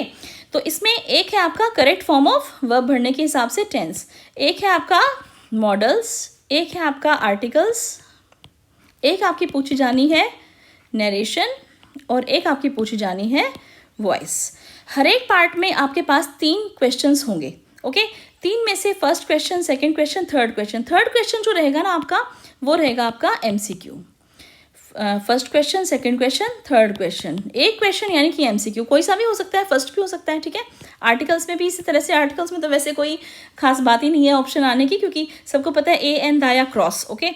फिर नरेशन में भी इस तरह से 3 आगे क्वेश्चंस पूछे जाएंगे और उनमें से एक होगा आपका एमसीक्यू बेस्ड। वॉइस में भी ठीक यही चीज़ आपकी रहनी है। तो ये चीज़ आप ध्यान देंगे कि भी 15 क्वेश्चंस हो गए टोटल। देखिए 3 इसके, 3 इसके, 3 इसके, 3 इसके और 3 इसके, 3 पंजे 15। 15 क्वेश्चंस में से वैसे तो आपके कोई भी 10 क्वेश्चंस करने हैं, बट मैं ये सजेस्ट करूँगी कि आप 15 के 15 क्वेश्चंस करके आइए, क्योंकि अगर आप सारे क्वेश्चंस करके आओगे तो इसमें कोई भी नुकसान वाली बात नहीं है, ओके। तो इसलिए जो है आपको बिल्कुल भी चिंता नहीं करनी। जो एमसीक्यू बेस्ड है वो तो आपके लिए आसान हो ही जाता है, बट इसमें कोई दिक्कत वाली बात इसलिए भी नहीं रहेगी आपके पास, क्योंकि ग्रामर है और ग्रामर में मोस्टली जो क्वेश्चंस हैं वो रिपीटेड क्वेश्चंस के फॉर्म से ही आते हैं, ओके। टेंस की जहाँ तक बात है, मैं आपको सजेस्ट करूँगी जैसे सिंपल प्रेजेंट टेंस बहुत अच्छे से करके जाना, ठीक है। Present perfect, past, simple past, okay. और बेटा इसमें एक चीज़ का और जो आपने ध्यान रखना है वो ये है कि आप इसमें सब्जेक्ट वर्ब एग्रीमेंट भी ज़रूर करके जाओगे, ओके। तो सब्जेक्ट वर्ब एग्रीमेंट ज़रूर करके जाना टेंस वाले इसमें। अब जो है fill in the blank with correct form of verb करके आंसर आता है। मॉडल्स में देखो हर बार मैं आपको बताती हूँ कि लेस्ट के साथ क्या आता है, आप कमेंट सेक्शन में लिखना, और रादर के साथ क्या आता है, ठीक है। अगर कहीं सेंटेंस में आपको रादर वर्ड दिखता है, लेस्ट वर्ड दिखता है, तो क्या आता है, फिक्स है ये बिल्कुल, ठीक है। मॉडल्स में इसलिए भी हमें थोड़ा सा ईजी लगता है कि कई बार क्या होता है कि एक ही मॉडल जो है वो हमारा जैसे कई बार अलग अलग मॉडल भी हमारा ठीक मतलब मिल जाता है उसमें सेंटेंस में, अगर मान लीजिए हमें कंडीशन कोई नहीं दे रखी तो, ठीक है। तो उसमें फिर मॉडल्स को करना भी इजी है। फिर इसी तरह से आर्टिकल्स ए एन दा, ओके, एंड क्रॉस, तो इसमें भी जैसे हम स्पेशली जैसे हमारा यूरोपियन इस तरह के वर्ड्स जो होते हैं, है ना, जिसमें हम साउंड लिखते बोलते तो कुछ और है और लिखते कुछ और है वर्ड्स को, तो इस तरह थोड़ा ज़्यादा कॉन्सेंट्रेट कर लेना इनके ऊपर। नरेशन में भी इसी तरह से आप, नरेशन बच्चों को वैसे इंटरोगेटिव में, इम्पेरेटिव में इनमें दिक्कत आती है, वॉइस में भी, नरेशन में भी। तो मैंने जो अपनी वीडियोस बना रखी हैं, इन 5 ही टॉपिक्स की वीडियोस चैनल पर अपलोडेड है, और उन वीडियोस में मैंने उन्हीं टॉपिक्स पर फोकस कर रखा है जहाँ पर बच्चों को दिक्कत आती है। तो इसलिए जो मेरी वीडियोस हैं ग्रामर की स्पेशली, वो न सिर्फ आपके 12th क्लास के हिसाब से इंपॉर्टेंट है, बल्कि आगे भी कंपेटिटिव एग्जाम्स के जब आप तैयारी करोगे तो उसमें भी जहाँ जहाँ पर जो जो क्वेश्चंस जिस तरीके से पूछे जाते हैं, मैंने उसी फॉर्म में उन वीडियोज़ को प्रिपेयर किया है। तो आप इसे ज़रूर अपना देख लेना। अब इसके बाद हम आ जाते हैं, बहुत ही इंपॉर्टेंट है हमारा लिटरेचर, ओके। लिटरेचर में अब क्या क्या रहेगा आप ये देखिए। लिटरेचर में बेटा सबसे पहले हमारे पास है आपका फ्लेमिंगो का प्रोज सेक्शन, ओके। इसमें कॉम्प्रिहेंशन पैसेज आने हैं और लॉन्ग आंसर टाइप क्वेश्चंस भी आने हैं और शॉर्ट आंसर टाइप क्वेश्चंस भी आने हैं। तो सबसे पहले आप मेरे बात को ध्यान से सुनना, कॉम्प्रिहेंशन प्रोज का क्या मतलब है। आपकी जो फ्लेमिंगो वाली बुक है उसमें 8 चैप्टर्स हैं और 5 पोएम्स हैं, ओके। 8 के 8 चैप्टर्स आने हैं एनसीईआरटी वाले, और 5 के 5 पोएम्स आनी है। जो 8 चैप्टर्स हैं उनमें हम बात करें तो आप ये देखिए कि जो कॉम्प्रिहेंशन जो है उसका क्या मतलब है कि कोई भी 8 में से कोई भी 2 चैप्टर्स में से 2 पैसेज आपके सामने होंगे, 2 में से कोई भी आपने एक करना है, और वो एमसीक्यू बेस्ड होगा, यानी कि 5 क्वेश्चंस पूछे जाएंगे और 5 ही आपके मल्टीपल चॉइस टाइप के क्वेश्चंस रहने वाले हैं, ओके। तो ईजी है बहुत ज़्यादा, ठीक है। बच्चों को इसमें ज़रूर ध्यान करना है कि हर एक चैप्टर की स्टोरी क्या है, पहली बात।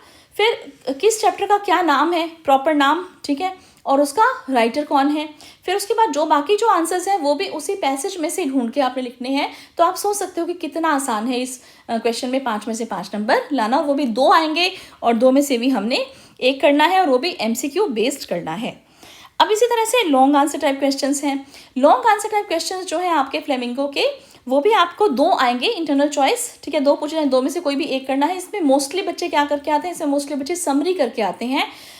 मैंने अपने वीडियो में फ्लेमिंगो और विस्टास के सभी important 2 markers, 3 markers, 5 markers questions उसमें इंक्लूड कर रखे हैं, बहुत अच्छे से डिटेल में समझा रखे हैं। मैं वैसे तो सच पूछूं तो इस समय भी आपको बताना चाहती हूँ कि भी हर एक चैप्टर में से कौन सा क्वेश्चन इंपॉर्टेंट है, आप जस्ट वो कर लें। लेकिन जितने भी ये इंपॉर्टेंट वीडियोस हैं इनके लिंक मैं इसी वीडियो में डाल दूंगी। आपको जिस टॉपिक में दिक्कत आ रही है, चाहे वो नोटिस है, चाहे एडवर्टीजमेंट है, चाहे आपका फर्स्ट क्वेश्चन है, चाहे आपका ग्रामर है, ठीक है, चाहे आपका लिटरेचर है, तो आप उसी लिंक पर टच करके अपने उस डाउट को सॉल्व कर लीजिए। फिर भी आपको दिक्कत लगती है तो फिर आप मुझे कमेंट सेक्शन में ज़रूर लिखिए। तो लॉन्ग आंसर टाइप क्वेश्चंस हैं इसमें, और इसके बाद आप ये देखिए शॉर्ट आंसर टाइप क्वेश्चंस भी इसमें से आने हैं। तो मैंने जैसे कि आपको बताया कि मैंने सब आंसर्स उसमें डाल रखे हैं। 8 चैप्टर्स हैं, 8 चैप्टर्स में से जो 2 नंबर के क्वेश्चन कौन कौन से इंपॉर्टेंट हैं, 3 नंबर के और 5 नंबर के, ठीक है, वो सब उसमें मेंशन है। तो आप वहाँ से उसमें प्रैक्टिस कर सकते हैं। और वैसे भी पूरा साल आपने इन बुक्स को ही पढ़ा है, ठीक है, तो कोई खास दिक्कत इसमें आपको नहीं आएगी। ठीक इसी तरह से आप पोइट्री पर आ जाते हैं। जैसा कि मैंने आपको बताया फ्लेमिंगो में आपकी 5 पोएम्स हैं, ओके, एंड इन 5 पोएम्स में से फिर से 2 पैसेज आपके आएंगे, स्टैंजाज आएंगे, और उन 2 स्टैंजाज में से 5-5 क्वेश्चंस पूछे जाने हैं, वो भी MCQ बेस्ड ही रहेंगे, ओके। तो आप ये देखिए ये जो 5 MCQs हैं, कोई भी एक पैसेज आप करेंगे सॉल्व, उसमें से स्टैंजा करेंगे, 5 के 5 नंबर आपके आसानी से आ जाएंगे। कौन सी पोएम का क्या कंटेंट है, क्या पोएम का नाम है, किस पोएम में से ये लाइंस ली गई हैं, ठीक है, और कौन सा इसका पोएट है। प्लस में थोड़ा बहुत इसमें आप ये देखिए फिगर ऑफ स्पीच का भी ध्यान रखना, क्योंकि 12th क्लास में जो है ना फिगर ऑफ स्पीच भी काफ़ी हद तक इम्पॉर्टेंट हो जाता है। साथ में अगर मान लीजिए राइम स्कीम भी आपसे पूछी जा सकती है, तो राइम स्कीम की भी प्रैक्टिस आप अच्छे से कर लेना। जितनी भी पोएम्स मैंने सॉल्व करवा रखी हैं, अपने चैनल पर अपलोड कर रखी है, मैंने हर एक की में rhyme scheme, figure of speech, सब चीज़ों पर, हर एस्पेक्ट पर ध्यान अच्छे से दे रखा है। वो वीडियोस जो है मेरे ज़्यादा लंबे भी नहीं हैं बेटा, लाइव सेशंस भी मैंने लिए हुए हैं पहले कोरोना के टाइम पे, लेकिन जो वीडियोस मैंने बना रखी है वो भी ज़्यादा लंबी नहीं है, 15 मिनट की, 20 मिनट की, 10 मिनट की, बस इतने में ही मैंने सारी पोएम अच्छे से कवर कर रखी है। फिर इसी तरह से आपका शॉर्ट आंसर टाइप क्वेश्चन आने हैं पोएम में से। इसमें भी आप अगर पोएम की समरी, थीम बस यही याद करके चले जाते हो तो लगभग या ज़्यादा से ज़्यादा NCERT के जो टेक्सचुअल क्वेश्चंस हैं, ओके, इनसे बाहर कुछ भी नहीं आता, तो ये बहुत इजीली आप कर पाओगे। और मैं कहती हूँ कुछ आ भी जाए बाहर से तो भी आपने घबराना नहीं है। आपने जो कुछ भी याद कर रखा है, क्वेश्चन आप ये माने ट्विस्ट करके आएगा, तो वो उसी में से ही आपने आंसर अपना लिखना है बना के, जो आपने ऑलरेडी याद किया हुआ है। तो इसलिए जो कुछ भी आप याद करके जा रहे हो उसको क्वेश्चन की फॉर्म में बस कन्वर्ट करके आपने लिखना है। कई बार मैं देखती हूँ थोड़े से जो पढ़ाई में स्टूडेंट्स अच्छे नहीं होते, वो बेटा यू करके ही आंसर लिख देते हैं कि यू आर हेड गर्ल, तो वो यू नहीं लिखना आपने कहीं भी। इसके अंदर मान लीजिए आपसे पूछा जाए कि भाई आप क्या सोचते हो, तो आप नहीं, मतलब हम बोलेंगे वी या आई, ठीक है, तो हम बोलेंगे वी थिंक, ओके, या आई कंसीडर, इस तरह से। अब विस्टास का भी यही है, ठीक है, विस्टास में भी देखिए लॉन्ग आंसर टाइप क्वेश्चन आना है। विस्टास में आपके जो भी कोई टॉपिक्स हैं वो अभी आगे आएंगे, ठीक है, मैं सारा आपको दिखाऊंगी अभी चैप्टर्स, पोएम्स कौन कौन सी हैं, ताकि आपको कोई भी कंफ्यूजन ना रहे तैयारी करते समय। और विस्टास में आपका 5 नंबर के 2 जैसे मान लीजिए होंगे, 1 करना है कोई भी। साथ में शॉर्ट आंसर टाइप क्वेश्चंस जो हैं वो भी आपको 3 करने हैं, 4 में से 2-2 नंबर के ये 3 क्वेश्चंस रहेंगे, ओके। तो बस 11 नंबर की आपकी विस्टास आनी है। अब बेटा विस्टास में, फ्लेमिंगो में, ठीक है, आप इस बात का ज़रूर ध्यान रखना कि फर्स्ट जो आपका टॉपिक है वो फर्स्ट चैप्टर विस्टास का, फर्स्ट चैप्टर फ्लेमिंगो का, फर्स्ट पोएम आपकी फ्लेमिंगो की। अब फर्स्ट जो टॉपिक है उसको तो बहुत ही अच्छे से तैयार करके जाना। बहुत सारे चांसेस रहते हैं कि फर्स्ट चैप्टर में से या पोएम में से बहुत कुछ पूछा जाता है, ओके। अब ये सब टॉपिक्स हैं जो कि मैंने अभी आपको बताए भी हैं अभी वीडियो एक्सप्लेन करते समय, कि ग्रामर में कौन कौन से टॉपिक्स आने हैं, राइटिंग स्किल्स में तो अपने ये हैं ही, ठीक है। फ्लेमिंगो प्रोस में मैंने जैसे कि आपको बताया कि 8 के 8 टॉपिक्स आपको पूछे जाएंगे, ठीक है। सभी टॉपिक्स पे वैसे मेरी वीडियो अपलोडेड है, फिर भी आपको किसी टॉपिक में कोई डाउट है तो आप मुझसे पूछ सकते हैं, ओके। सभी के लिंक्स मैं प्रोवाइड कर दूंगी आपको। फिर अंडरस्टैंडिंग द सिलेबस, ओके, इसी में अपना पोइट्री का है। पोइट्री में भी देखिए 5 पोएम्स हैं, ये 5 की 5 पोएम्स आएंगी। सभी के राइटर्स, पोइट्स आप याद करके जाना। विस्टास में भी सेम, आप देखिए ये 6 चैप्टर्स आपके आने हैं। 2 चैप्टर्स इसमें पुरानी NCERT में से डिलीट हो गए थे, किसी के पास बाई चांस पुरानी NCERT तो ध्यान रखना कि 2 चैप्टर्स इसमें इंक्लूडेड नहीं है। तो ये last lesson, tiger king, journey to the end of the earth, the enemy, on the face of it और मेमोरीज ऑफ चाइल्डहुड, इस तरह से ये 6 चैप्टर्स आपकी विस्टास के आने हैं। अब सारा का सारा पेपर का जो पैटर्न है वो आपके माइंड में है, ओके। आप अब बताइए मुझे, फर्स्ट क्वेश्चन जो है वो आपको समझ में आया, जैसे कॉम्प्रीहेंशन पैसेज जो आएंगे, ठीक है, 10 नंबर का। फिर दूसरा क्वेश्चन अपना नोट मेकिंग का 5 नंबर का। फिर मैंने आपको बताया 5, 5 और 5, यानी कि नोटिस, एड्रेस एंड पोस्टर में से 1 5, फिर रिपोर्ट और पैराग्राफ में से 1 5, ठीक है, लेटर और एप्लीकेशन में से 1 5। लेटर कौन सा है केवल हमारे सिलेबस में, एडिटर वाला। एप्लीकेशन कौन सी है हमारे सिलेबस में, केवल जॉब वाली, ओके। तो 5 5 5 15 ये, और 15 फर्स्ट और सेकंड क्वेश्चन के मिला के हो गए अपने 30। 10 नंबर की हो गई अपनी ग्रामर। 40 नंबर का अपना रीडिंग, राइटिंग और ग्रामर का पोर्शन है, और बाकी 40 नंबर का अपना क्या है, लिटरेचर का पोर्शन है। उस लिटरेचर के पोर्शन में से भी विस्टास हमारी 11 नंबर की है, पोएम्स भी हमारी 11 नंबर की हैं, 11 और 11 22, और बाकी 18 नंबर की अपनी फ्लेमिंगो है, ओके, प्रोज का जो वर्क रहेगा। अब इसी को ध्यान में रखते हुए बोर्ड ने एक मॉडल टेस्ट पेपर हमारे सामने प्रोवाइड कर रखा है। ओके, एंड ये मैं आपको अब शो करती हूँ। देखिए, ये हमारा मॉडल टेस्ट पेपर, ये वैसे बोर्ड की वेबसाइट पर भी आपको मिल जाएगा, और बोर्ड की वेबसाइट जो है वो है हमारी bsch.org.in। ठीक है, ठीक है। तो आप ये देखिए बेटा,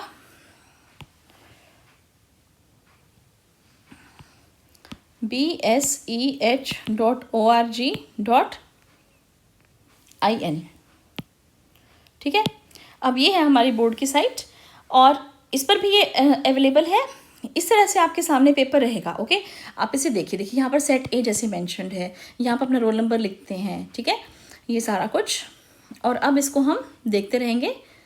आप चाहें, मैं इसे हटा देती हूँ एक बार, आप चाहें तो इसी में से ही आप सॉल्व कर सकते हैं। ठीक है, इसके स्क्रीनशॉट लेके रख लीजिए।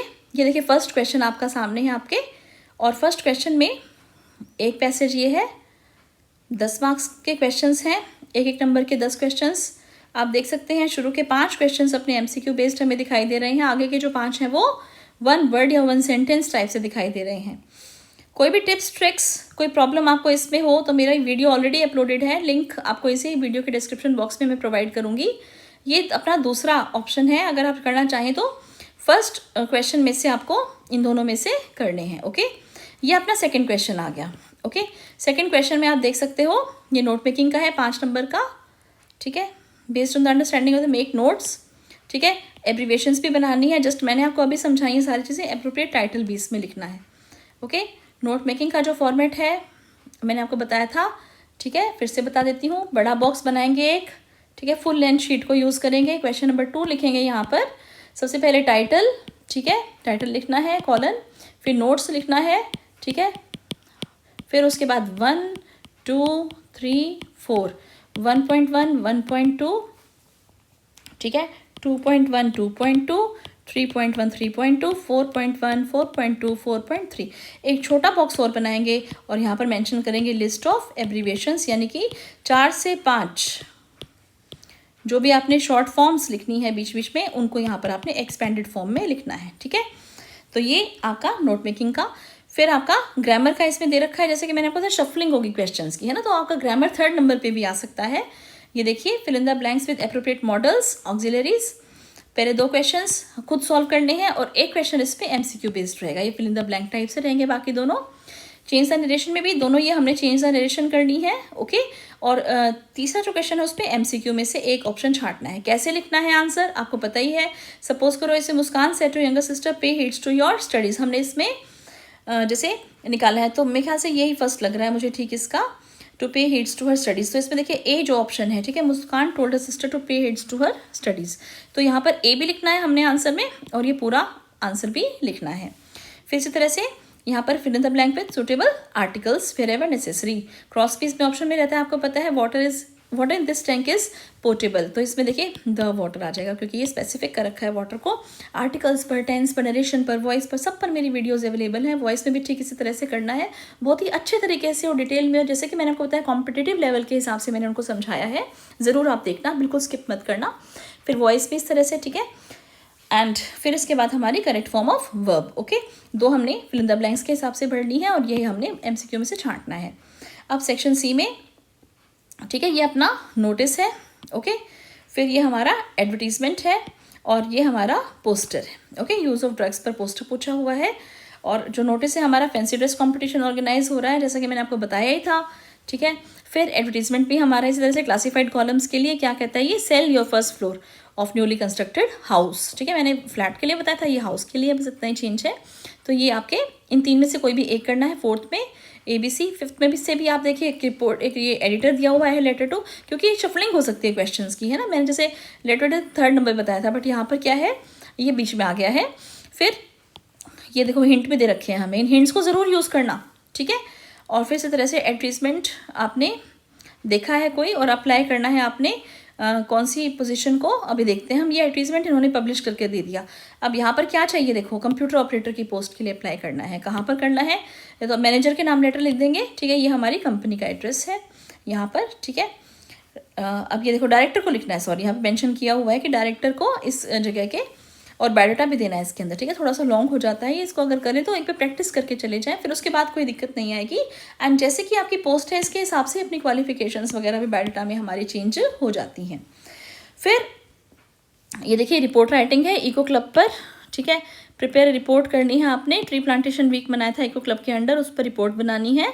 और ये हैजार्ड्स ऑफ जंक फूड या फास्ट फूड, ठीक है, पब्लिश करना है, स्कूल मैगजीन में आर्टिकल लिखना है। तो इसमें जैसे कि मैंने आपको बताया था, देखो यहाँ पर क्या है कि स्कूल के लिए कह रहे हैं, तो आप स्कूल का नाम यहाँ पर मेंशन करना चाहो तो कर सकते हो। फिर टाइटल लिख दो द ट्री प्लांटेशन वीक, ठीक है, ऑर्गेनाइज्ड अंडर इको क्लब।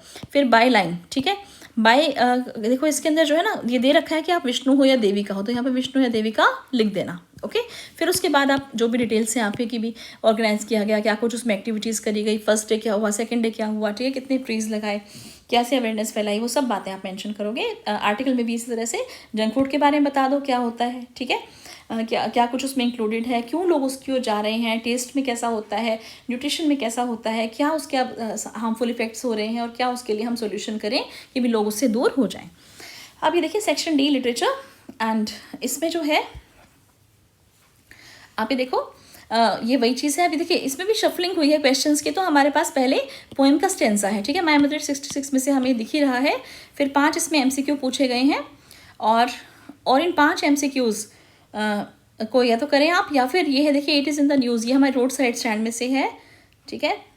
अब ये 5 क्वेश्चंस इसमें से पूछे गए हैं, आप कोई भी एक पैसेज इसमें से सॉल्व करेंगे, ठीक। इसी तरह से 8 में भी जो हमारा कॉम्प्रीहेंशन प्रोज है, ठीक है, ये पूछा गया है। 5 क्वेश्चंस हैं इसमें से भी। सीमापुरी यानी कि लॉ स्प्रिंग वाले टॉपिक में से है फर्स्ट हमारा, और दूसरा जो है हमारा ये है किपलिंग यानी कि इंटरव्यू वाले चैप्टर में से, ठीक है। तो आपको जो भी समझ में आता है चैप्टर उसमें से आप ये 5 क्वेश्चंस अटेम्प्ट करें। अगर आपके पास टाइम है तो आप दोनों भी कर देना, कोई ऐसी बात नहीं है, लेकिन उस चीज़ का ध्यान रखना कि जो आपने ऑप्शन है उसे भी लिखना है आंसर में, और जो आपका आंसर है उसको भी मेंशन करना है। क्वेश्चन नंबर आप वही डालेंगे जो पेपर में दे रखा है, चाहे आप उस क्वेश्चन को किसी भी सीक्वेंस पर कर रहे हैं, ठीक है। साफ सुथरा पेपर होगा, मेन पॉइंट्स को अंडरलाइन कर रखा होगा अपने पेंसिल से, तो बहुत ही ज़्यादा मन करता है मार्क्स देने का, जैसे कि स्पेशली इन क्वेश्चंस में होता है, ठीक है। अब 9th क्वेश्चन जो है हमारा, ये 2 नंबर के आपने 4 क्वेश्चंस करने हैं 5 में से, ठीक है, 5 हैं ये, 5 में से कोई भी 4 करने हैं। बच्चों को कई बार ये भी नहीं पता चलता कि 1 करना है कि 2 करने हैं, ध्यान से देख लेना, पढ़ लेना, यहाँ पर एनी 4 लिखा हुआ है, ठीक है। तो इन 5 में से कोई भी 4 करने हैं, चैप्टर के नाम भी यहाँ पर हैं। और फिर इसी तरह से 10th क्वेश्चन में भी आप ये देखिए यहाँ पर पोएम्स में से या 3 में से कोई भी 2 करने हैं, ठीक है। एनी 2 क्वेश्चंस पढ़ लिया करो बेटा, ठीक है, 3 में से कोई भी 2 करने हैं। फिर इसके बाद इसमें भी आप केवल समरी या थीम याद करके जाओ, कोई दिक्कत नहीं है, ज़्यादा से ज़्यादा NCERT के क्वेश्चंस पढ़ के जाओ। फिर 11th क्वेश्चन में आपके पास देखिए हमें करने हैं 3 क्वेश्चन, 2-2 नंबर के रहते हैं, ये विस्टास के हैं ये टॉपिक्स। और इस तरह से 12th क्वेश्चन जो है इसमें ले रखा है इसने long answer type question. And 13th question जो है, 13 क्वेश्चन आएंगे भाई, मैंने शुरू में वीडियो के शुरू में बता दिया था कि 12 क्वेश्चन आएंगे, हमने कितने करने हैं 13। अब इसमें 12th क्वेश्चन जो है इसमें भी 2 हैं ऑप्शंस में, ठीक है, इसमें से भी कोई एक करना है, ये हमारे फ्लेमिंगो में से है, और इस तरह से विस्टास में से भी हमारे कितने हैं 2 हैं, और 2 में से कोई भी हमने कितना करना है 1 करना है। विस्टास के लॉन्ग क्वेश्चन हैं ये, समरी आप इसमें याद, कोई भी क्वेश्चन आ जाए बेटा घबराने की जरूरत नहीं है, जो आपने याद किया है आपको बस वही मेंशन करना है, वही लिखना है, केवल क्वेश्चन की फॉर्म में उसको बस थोड़ा सा घुमा दो, ठीक है। अब जैसे यही जो क्वेश्चन है आपका डॉक्टर सडाऊ वाला, ये कितना लंबा क्वेश्चन आपको दिखाई दे रहा है, लंबा क्वेश्चन देके घबराना मत, ठीक है। आपने जो याद किया है उसको इसी फॉर्म में ट्विस्ट करके आप लिख देंगे। अब आप देखिए इसकी जो मार्किंग स्कीम है उसमें क्या रहेगा। मार्किंग स्कीम में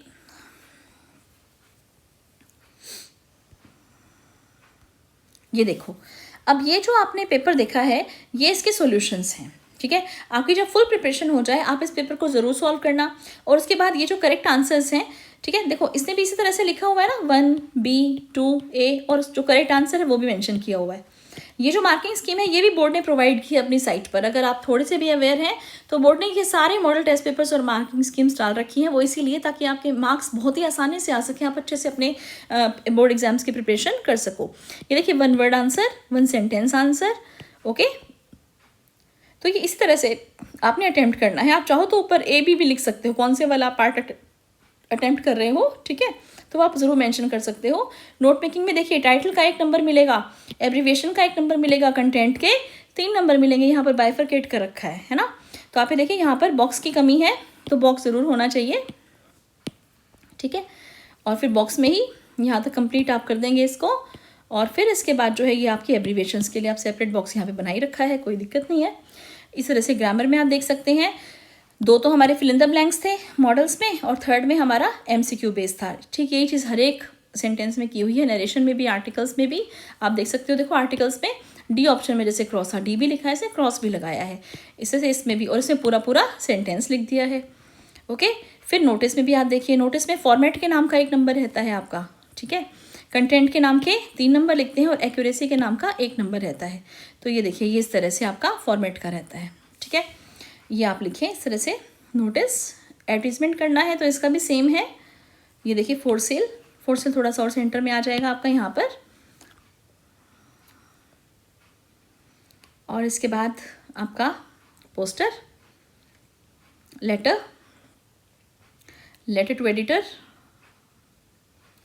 ओके, सेम थिंग जो मैंने आपको भी समझाई थी, self address, leave a line, date, leave a line, the editor जो भी है, लोकल डेली का नाम, place of publication, subject, sir. Through the columns of esteem I wish to draw the attention of concern authorities. Okay, देखिए पूरा ये प्रॉपर वही format है, आप चाहो तो इसी को ही याद करके चले जाओ।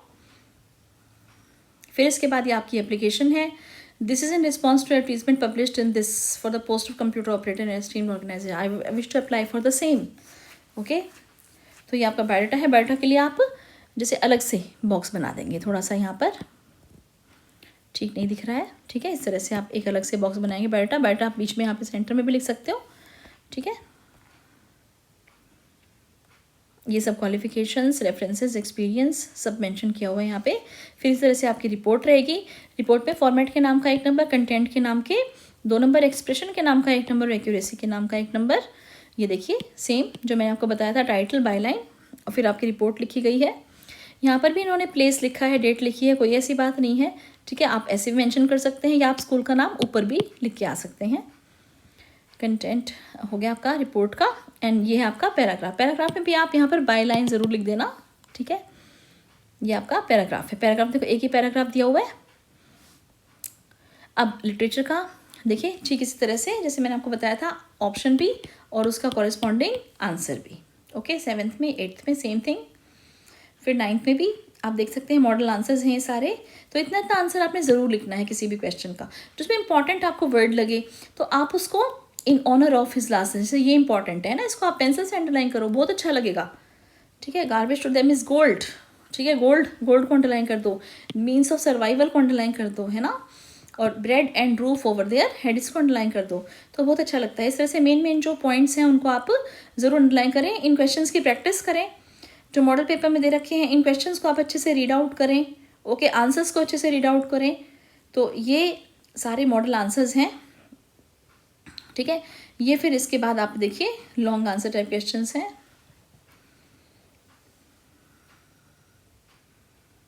ओके, तो इस तरह से ये पूरा सॉल्यूशन आपको इस पेपर का यहाँ पर प्रोवाइड हो रहा है। तो मैंने इस वीडियो में पूरी कोशिश की है कि मैं आपको जितना भी मेरी ओर से पेपर से रिलेटेड तैयार कर सकती हूँ, मैंने वो करने की कोशिश करी है। आप इस वीडियो को बहुत अच्छे से देखें। जो मैंने पॉइंट्स बताए हैं, जो मेरी फीलिंग्स हैं, जिनको मैंने बहुत ही स्ट्रांगली आप तक पहुंचाने की कोशिश की है कि किस तरह से आप पूरे कॉन्फिडेंस के साथ पेपर में अपीयर होंगे, वो इस वीडियो के थ्रू।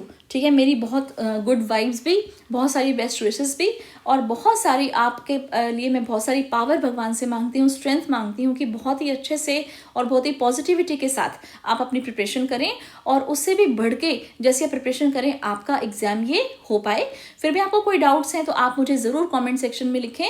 और थोड़ी सी वीडियो लंबी हो गई, इसके लिए सॉरी, लेकिन ये सब डिटेल्स जो हैं, बल्कि मैं और भी बहुत कुछ आपको प्रोवाइड करना चाहती हूँ जिसमें इंपॉर्टेंट क्वेश्चंस वगैरह हैं, बट वो मैं कोशिश करूँगी वीडियोस के लिंक के थ्रू आप तक पहुँचूँ। और अगर मान लीजिए फिर भी आपको कोई डाउट है, आप मुझे ज़रूर लिखें। किसी भी तरह की आपकी रिक्वायरमेंट है, आपको कोई और वीडियो चाहिए, ठीक है, प्रिपरेशन से रिलेटेड, स्ट्रेटेजी से रिलेटेड, तो मुझे आप ज़रूर बताएं। ठीक है, मैं कोशिश करूँगी कि इन 2 दिनों में जो आपके बचे हैं प्रिपरेशन के, आप तक जो भी कंटेंट आपको रिक्वायर्ड है वो ज़रूर पहुंचाऊं। Thank you so much for watching this video and wish you all the very best for exams my dear students of class 12th।